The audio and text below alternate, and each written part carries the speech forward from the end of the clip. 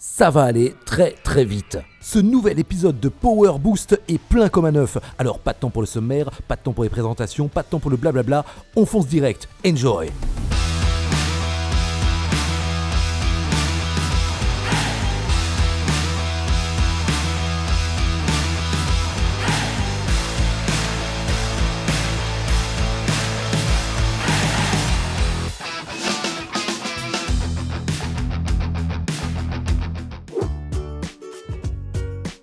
Cette semaine, nous partons en Dordogne, plus précisément sur la commune d'Aigurande et Gardedeuil, au cœur de la forêt de la Double. Un village très dynamique, mais avec des conditions de sol et de climat pas toujours faciles pour l'agriculture. Bonjour Guy. Bonjour. Alors vous êtes le maire de la commune d'Aigurande-Gardedeuil ici. Est-ce que la déprise agricole, c'est une réalité ? Oui, c'est une réalité. Nous avons depuis une dizaine d'années perdu 20% du territoire agricole qui a été gagné par les friches parce que les agriculteurs ne la cultivaient plus tout simplement. Il n'y a plus que 3 agriculteurs ou 4 sur la commune, donc la forêt gagne, les taillis gagnent, avec tout ce qui va avec, les nuisibles, les feux de forêt. Alors vous êtes engagé dans un projet agrivoltaïque, expliquez-moi. Des agriculteurs sont venus me consulter pour ce projet. Je me suis positionné en tant que facilitateur parce qu'effectivement pour nous, communes, c'est important de vivre avec son temps déjà, et puis de permettre à nos agriculteurs de rester sur leur terre et d'en vivre. Ce projet d'agrivoltaïsme que le maire a poussé auprès de la communauté de communes permet de créer une dynamique entre production d'énergie, grande culture et élevage, tout en apportant des solutions aux problématiques rencontrées par les agriculteurs. Cyril, vous êtes agriculteur ici sur la commune, et c'est vrai que c'est même en grande culture, c'est compliqué de joindre les deux bouts. Oui, c'est une particularité un peu de la forêt de la Double. On a des terres battantes, hydromorphes. On est un secteur qui commence à avoir un petit peu d'ambroisie. En plus, on a eu ces dernières années pas mal d'aléas climatiques, dont un très gros orage de grêle en juin 2021, où là on a perdu à peu près 80% de nos rendements. Pourquoi vous vous engagez et quel intérêt vous voyez dans le projet agrivoltaïque ?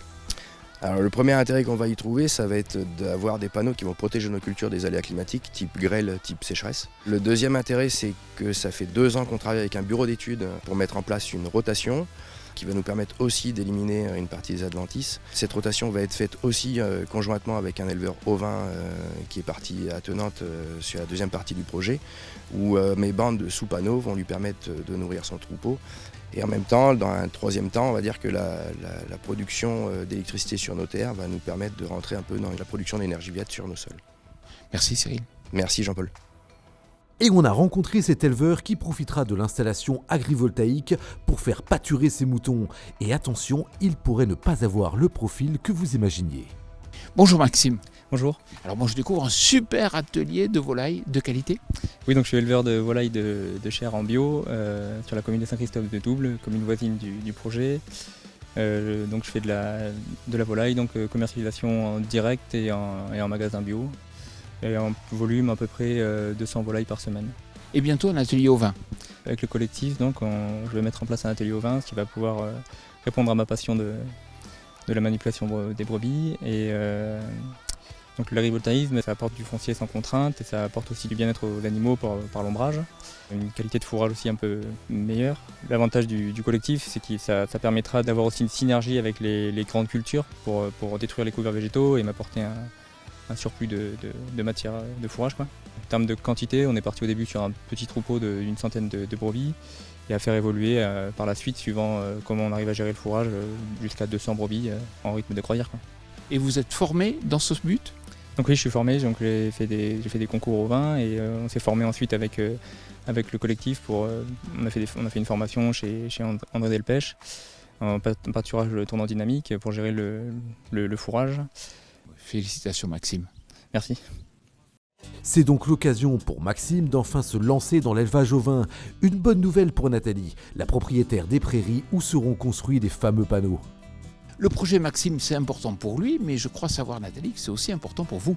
Ah ben oui, c'est très important pour moi parce que je suis la 5e génération à passer sur l'exploitation familiale et qu'aujourd'hui, au niveau agriculture, on arrive au bout.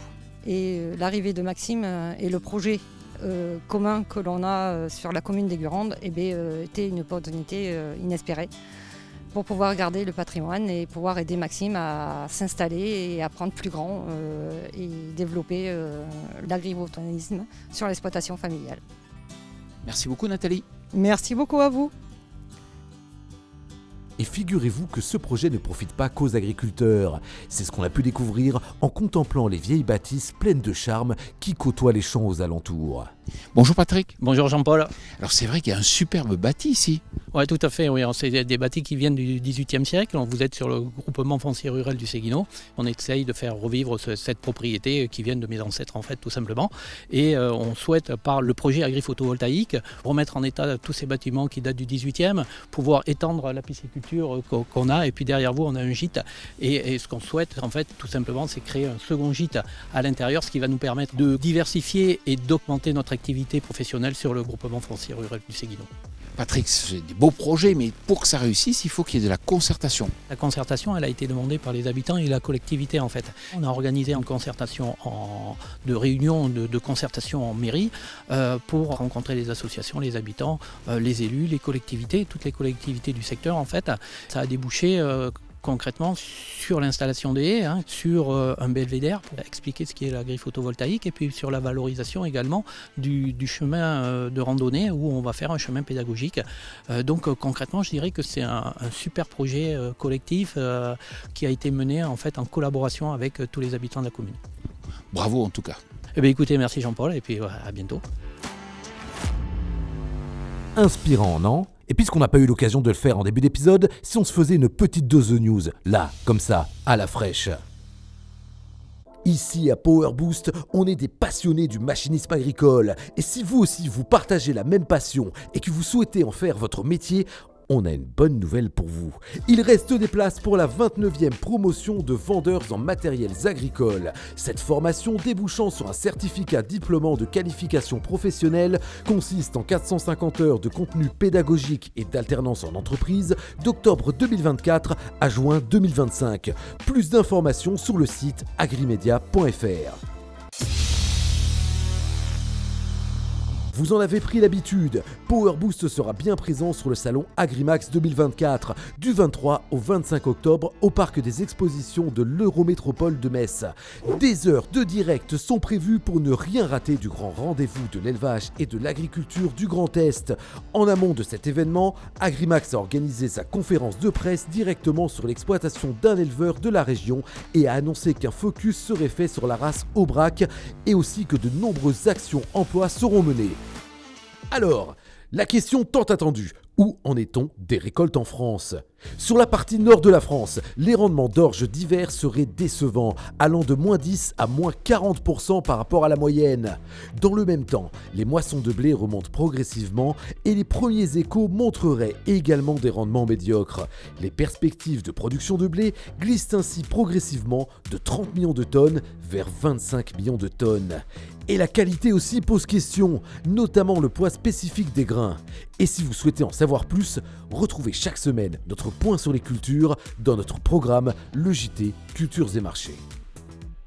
Bon, si pour se remonter le moral, on se tournait vers les robots.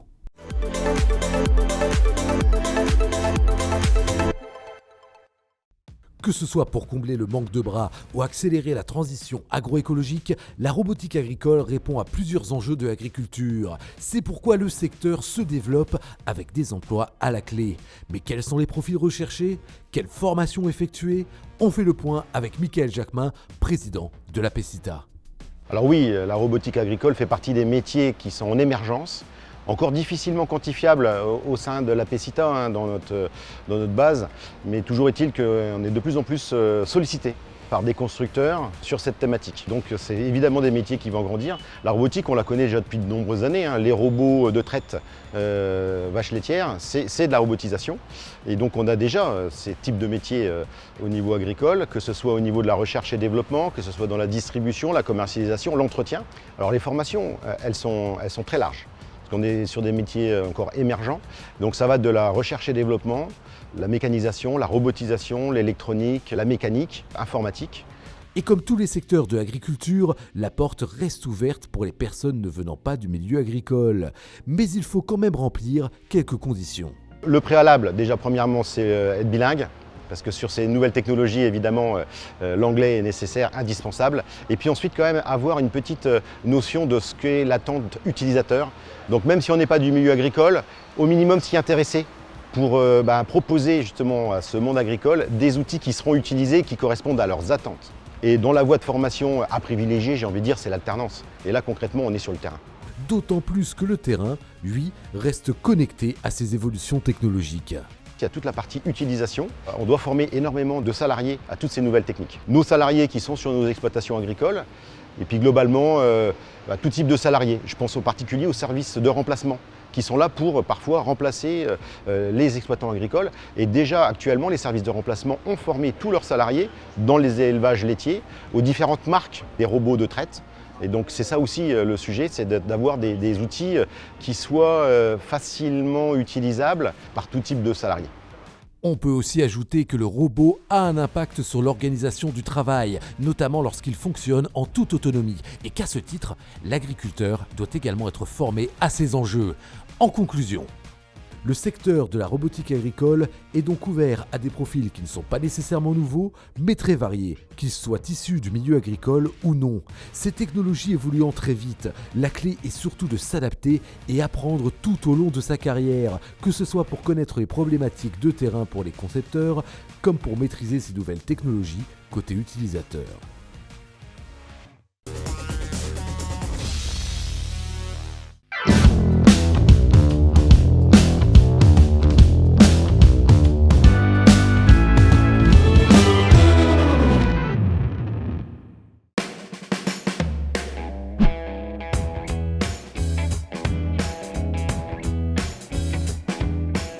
Effectuer sa transition agroécologique, ça peut faire peur en tant qu'agriculteur. En effet, ça peut nuire aux marges si on n'a pas les débouchés qui suivent et prendre énormément de temps, sans compter les incertitudes qui accompagnent ce type d'initiative. Conséquence, certains producteurs n'osent pas se lancer dans cette démarche pour décrocher un label bas carbone.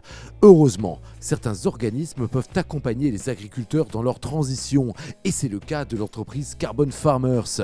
Et ce, dès la première étape, c'est-à-dire la réalisation d'un bilan carbone. Un bilan carbone prend une dizaine d'heures pour se faire. On passe 3 heures avec l'agriculteur, répartis sur 3 réunions. L'idée, c'est que Carbon Farmers fait tout le travail administratif et nous, on parle juste agronomie et carbone avec l'agriculteur. Et à la fin, on lui restitue les résultats en abordant également la question économique. Alors reste à mettre en place les leviers pour réduire au maximum son empreinte carbone, ce qui peut être intimidant quand on n'est pas certain d'avoir les débouchés qui suivent. Et c'est surtout là que la démarche d'entreprises comme Carbon Farmers peut aider à se plonger dans le bain, grâce à 2 leviers. La première partie, c'est on génère des crédits carbone sur les exploitations agricoles. Et la deuxième façon de rémunérer l'agriculteur, c'est de créer des filières alimentaires bas carbone. On crée des matières premières bas carbone, du blé bas carbone, du colza bas carbone, de l'orge bas carbone. Si on prend le cas du blé, ça va faire de la farine bas carbone et donc, in fine, du pain bas carbone. Et les secteurs de l'agroalimentaire et de la grande distribution sont prêts à payer les agriculteurs pour avoir ces matières premières bas carbone comme le blé. D'autres entreprises sont vouées à naître et croître pour aider les agriculteurs dans leur démarche, resserrer les liens entre les différents acteurs d'une même filière et ainsi stimuler l'économie du carbone. Quant à nous, on se retrouve très bientôt avec un nouvel épisode de Carbon Farming. Voilà, cet épisode de Power Boost est terminé, j'espère qu'il vous aura plu. N'hésitez pas à nous suivre sur notre chaîne YouTube, on y ajoute du contenu chaque semaine, et également sur les réseaux sociaux. Et comme dirait Jean-Paul, je vous souhaite une excellente semaine.